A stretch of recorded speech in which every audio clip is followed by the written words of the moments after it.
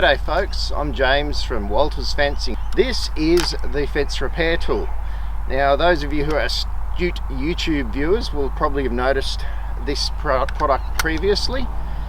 This product was made by myself for 5 years and it is now being made through Walters Fencing.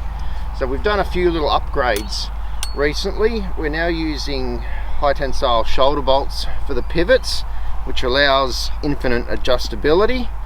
We've got a slotted ratchet bar, and the ratchet bar is a lot easier than a chain which was previously on it.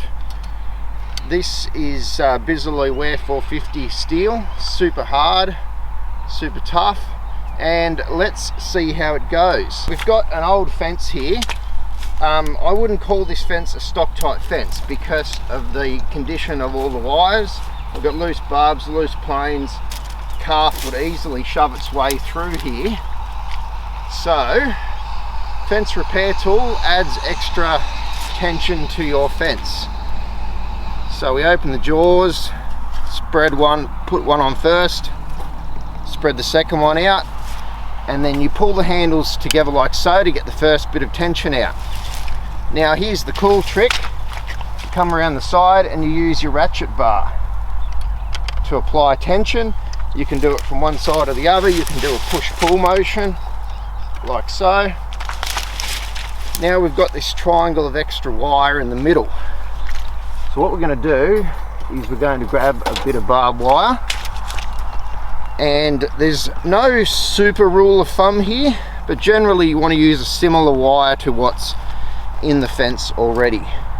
So we've got a bit of 2mm high tensile barb here, and we're going to wrap it around like so on one side.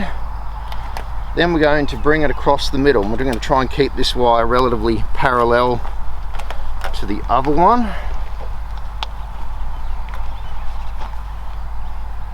Now we've got this triangle in the middle.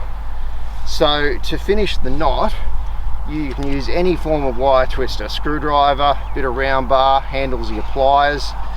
A flat screwdriver works very well, and then you wind the wire around whichever way is the shortest direction for it to go, because you want it to start locking in straight away, particularly with a old wire. And you bend nice and slow so that you're not fatiguing the old wire too quickly. You'll probably get a little bit more out of that. Now to detach it from the wire, very simple. Put a little bit of tension on the handle, ratchet comes undone, flicks out of the fence like so. Now we've got some old 8-gauge plain wire here. We'll do the same trick. So we'll spread it out as far as it will go, then we'll pull a bit of slack in like this. Now if you find that your handles are coming together and you've still got a little bit more room to go, you can actually go back for another bite. See how I've just moved the handles out a little bit like that, and we can do the same on this side. Go back out for another little bite, then we'll attach our ratchet, pull it in nice and snug, probably go another click or two. So this time I'm using some 8-gauge 4mm wire, and that's because we've got a 8-gauge plain wire here already. So we're going to do a few wraps on one side. Not super critical how many you do. We're now going to then bring this wire over the middle and wrap it off over here. Once again, we're just going to do 2 or 3, tuck the tails in underneath, and we've got a slightly larger triangle of wire this time. Once again, we're going to try and bend it the shortest direction so that it starts to lock in. Wrapping it around like so.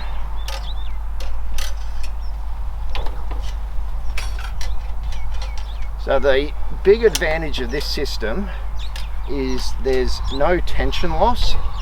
So unlike a traditional chain strainer where you're having to pull the slack out and bridge another piece in with a knot, this actually loses no tension.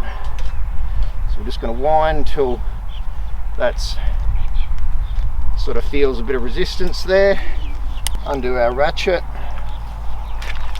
flick the tool out of the fence, folds away nice and compact. So these are available through our online shop, waltersfencing.com.au. So all we've got to do now is just keep working our way down through these other wires, get them nice and snug, make the fence a bit more stock tight. Cheers folks, happy fencing.